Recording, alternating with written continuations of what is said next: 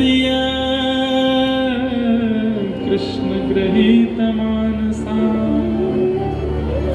आजग्मुरन्योन्यमलक्षितोद्यमा स यत्र कान्तो जवलोलकुण्डला। भगवान ने जैसे ही वेणु बजाना शुरू किया, आज वंशी में ध्वनि नहीं निकली है, आज वंशी में शब्द प्रकट हुए हैं। धुन और शब्द में अंतर है। मैं जो बोल रहा हूं ये शब्द है, वहां संगीतज्ञ जो बजा रहे हैं वो धुन है।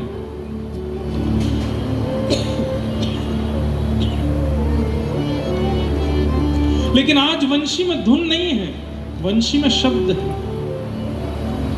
और वो शब्द केवल उन गोपियों को सुनाई दे रहे हैं जो कृष्ण प्रेम में उन्मुक्त हैं। उन गोपियों के कान में वो शब्द जाते हैं और जाकर कहते हैं, चल गोपी, श्याम सुंदर कदम्ब वृक्ष के नीचे तेरी प्रतीक्षा कर रहे हैं।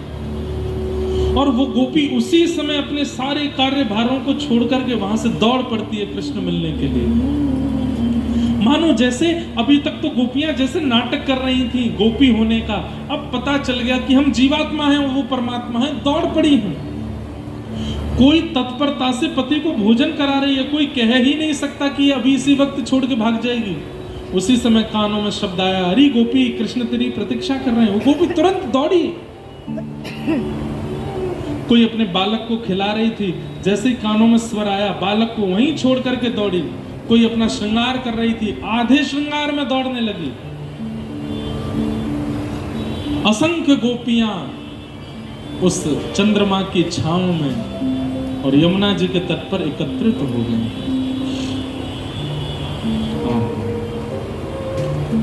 सुखदेव जी के मन में, परीक्षित के मन में एक संशय आ गया और परीक्षित ने वो संशय करके पूछ लिया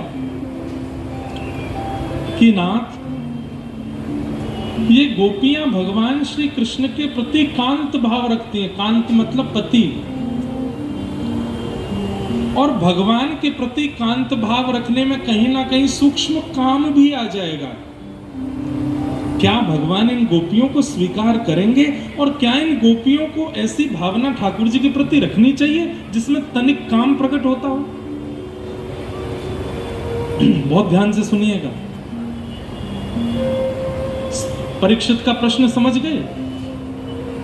ये गोपियां ठाकुर जी के प्रति कांत भाव रखती हैं, पति की भावना रखती हैं, और पति भाव रखने में तनिक काम प्रकट चित्त में होता है। क्या ठाकुर जी के प्रति ये भावना रखना अपराध नहीं है, पाप नहीं है? तो सुखदेव जी ने यहां डांटते हुए उत्तर दिया कि उक्तम पुरस्तादे तत्ते चेद्यः सिद्धिं यतागतः द्विषन्न ऋषिकेशं किमुता दोक्षज प्रिया। परीक्षित, कंस भगवान को गालियां देता है और मृत्यु के बाद मुक्ति को प्राप्त कर लेता है, वहां किसी के चित्त में प्रश्न नहीं आता। रावण भगवान की पत्नी का हरण करके भगवान के साथ युद्ध करके मृत्यु के बाद मुक्ति को प्राप्त कर लेता है, वहां किसी के चित्त में प्रश्न नहीं आता। शिशुपाल 100 गालियां रोज भगवान को देता है और मृत्यु के बाद मुक्ति प्राप्त कर लेता है, वहां प्रश्न नहीं आता। पूतना पयोधर में विष लगा करके भगवान को पिलाती है, मृत्यु के बाद यशोदा की गति प्राप्त करती है, वहां कोई प्रश्न नहीं आता। और ये गोपियां भगवान से प्रेम करती हैं और प्रेम करके यदि भगवान की प्रियसी बन रही हैं तो तुम्हारे चित्त में प्रश्न आ रहा है। ठाकुर जी को गाली देने वाला, बैर करने वाला, युद्ध करने वाला, ठाकुर जी के प्रति विरोध बुद्धि रखने वाले को जब मुक्ति मिल सकती है, तो ये गोपियां यदि ठाकुर जी से प्रेम कर रही हैं तो इसमें तुमको दोष क्यों लगता है? और रही बात, ये सब उन लोगों के लिए जो कभी अपने घर में सेवा करने वालों के प्रति प्रश्न उठाते हैं। अरे भगवान को ऐसे गोद में लेके घूमते हैं, भगवान को ऐसे बच्चे की तरह झुनझुना दिखाते हैं, भगवान को ये सब क्या, वो भगवान है भाई। अरे आओ ब्रजमंडल में, परमात्मा को यहाँ प्रियतम बनाया जाता है, परमात्मा को यहाँ लाला माना जाता है।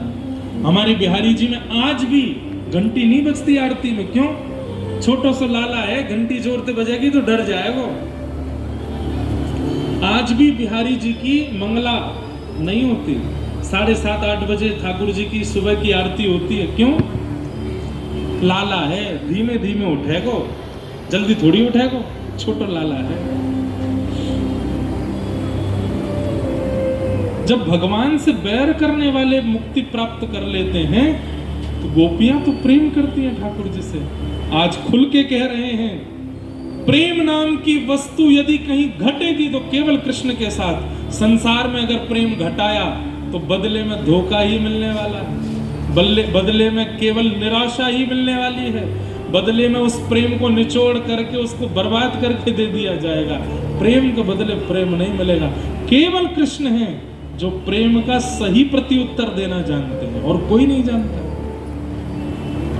संसार के प्रति प्यार कर सकते हो, संसार से स्नेह कर सकते हो, संसार से प्रिय भाव रख सकते हो, पर प्रेम नहीं कर सकते।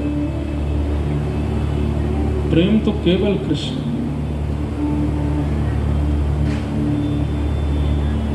मीराबाई जब अपने जीवन के अंतिम समय में द्वारिका में थी, उस समय मेवाड़ में अकाल पड़ गया था। क्यों? क्योंकि इस भूमि मेवाड़ ने मीराबाई का अपमान किया। भक्त अपराध के कारण मेवाड़ में अकाल पड़ गया। और ये बात जब वहां के राजा को पता चली तो ब्राह्मणों को भेजा कि मीराबाई को लेकर के आओ, वे जब तक यहां नहीं आएंगे यहां का अकाल दूर नहीं होगा। ब्राह्मण जाके अनशन पर बैठ गए द्वारिका में और मीराबाई से कहने लगे कि आप चलो, सावधानी से सुनो। मीराबाई कहती मैं यही करती रहूं, अब वहां का अकाल दूर करने के लिए जाऊं? अरे मेरे जीवन का उद्देश्य कृष्ण की प्राप्ति है और कुछ नहीं है। जब मैं वहां रही तब मेरा किसी ने सम्मान नहीं किया और मुझे सम्मान की इच्छा नहीं, पर मेरे साथ क्या क्या दुराचार नहीं किए।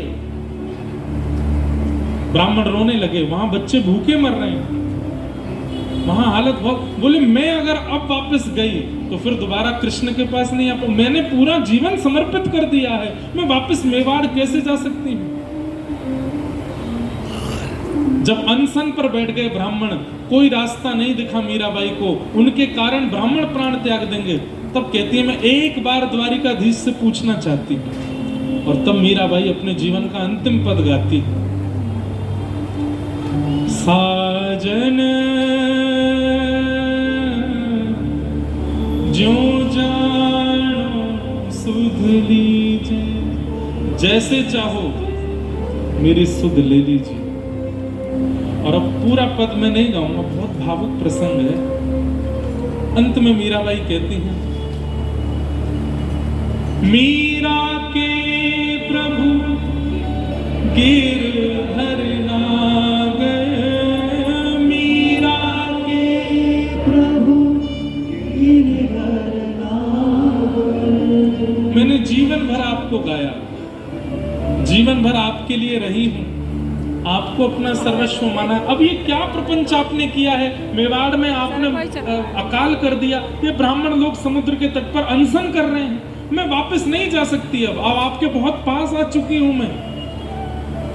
मीरा के प्रभु गिरधर नागर, मीरा के प्रभु गिरधर नागर, मिल बिछुड़न मत दीजे हो, मिल बिछुड़न मत दीजे। और इसी पंक्ति को मीराबाई गाती गई, मिल बिछुड़न मत दीजे, मिल बिछुड़न। अब तो मैं मिलने वाली हूं, मुझे दूर मत कीजिए अपने आप से। मेरे पूरे जीवन पर दृष्टि डाल के तो देखिए, मैंने कभी शिकायत नहीं की आपसे। और उसी समय एक दिव्य तेज प्रकट हुआ। सुबह सुबह मंगला का समय था और द्वारिकाधीश मंदिर से दिव्य तेज प्रकट हुआ। और क्या देखते हैं? सहरा पहन करके, दुल्हा बन करके ठाकुर जी आए, क्योंकि मीराबाई उनको अपना दुल्हा ही मानती थी। और दुल्हा बन करके आए, मीराबाई का हाथ पकड़ करके गर्भगृह के अंदर ले गए। जैसे ही तेज शांत हुआ, सब त्राहिमाम त्राहिमाम मीरा मीरा करके दौड़ने लगे। कहां गई? तभी पुजारी जी ने देखा कि श्री ठाकुर जी के वक्षस्थल में मीराबाई की साड़ी का पिछला छोड़ भीतर जा रहा है, धीमे धीमे भीतर जा रहा है। पुजारी जी ने पकड़ने का प्रयास किया, लेकिन बाई साहब